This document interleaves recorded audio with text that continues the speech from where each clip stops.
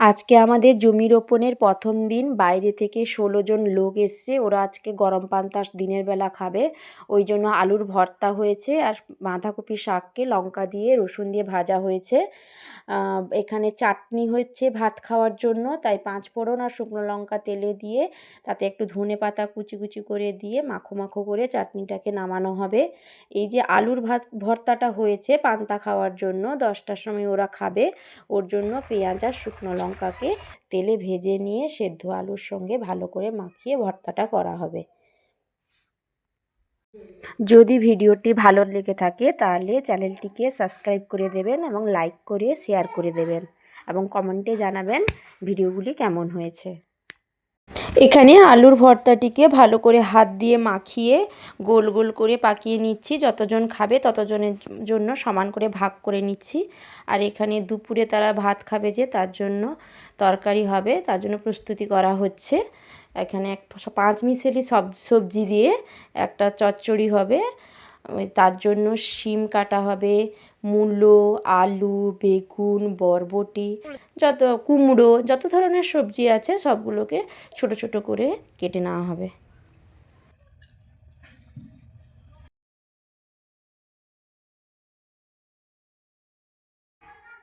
এখানে মূলোকেও পাতলা পাতলা করে কেটে ছোট ছোট করে কুচি কুচি করে নেওয়া হচ্ছে। আমি এরপর পরবর্তী ভিডিওতে দেখাবো ওরা কিভাবে রোপণ করছে জমিতে আর খাওয়া দাওয়া কিভাবে করছে। আমি ওটার ভিডিও আপনাদেরকে দেব। কালকে যে আমাদের কাজ হবে তখন কালকে যা যা রান্না হবে ওটা আমি ভিডিওটা দেব।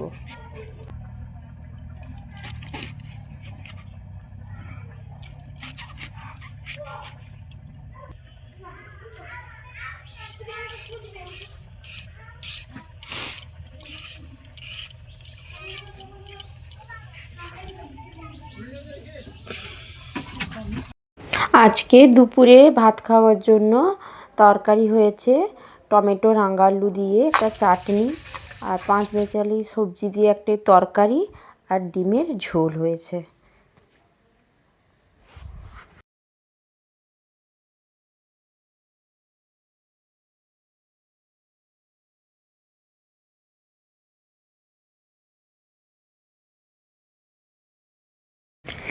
এখানে 5 মিশালি সবজির তরকারিটা হয়ে গেছে। এরপর সেদ্ধ ডিমকে খোসা ছাড়িয়ে নিয়ে নুন হলুদ মাখিয়ে গরম তেলে এক একটা করে দিয়ে ভালো করে লাল লাল করে সব ডিমকে ভেজে নেওয়া হচ্ছে।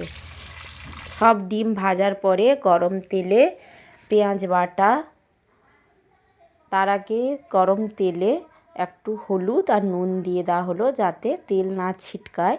তারপর পেঁয়াজ বাটা দেওয়া হলো। পেঁয়াজ বাটা দেওয়ার পর ওটাকে একটু হালকা লাল লাল করে ভেজে নিয়ে তাতে একটা টমেটোকে 4 ভাগ করে কেটে তাতে দেওয়া হলো। এরপর রসুন বাটা, আদা বাটা এগুলো দিয়ে ভালো করে মশলাটাকে কষিয়ে নেওয়া হবে।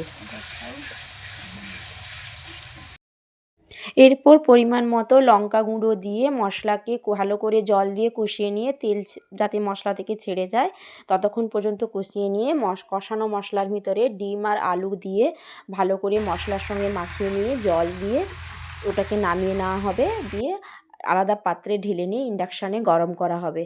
এইভাবে আমাদের সব রান্না আজকে কমপ্লিট হয়ে গেল। আপনারা পরবর্তী ভিডিওতে দেখবেন আমি কিভাবে রোপণ হচ্ছে দেখাবো।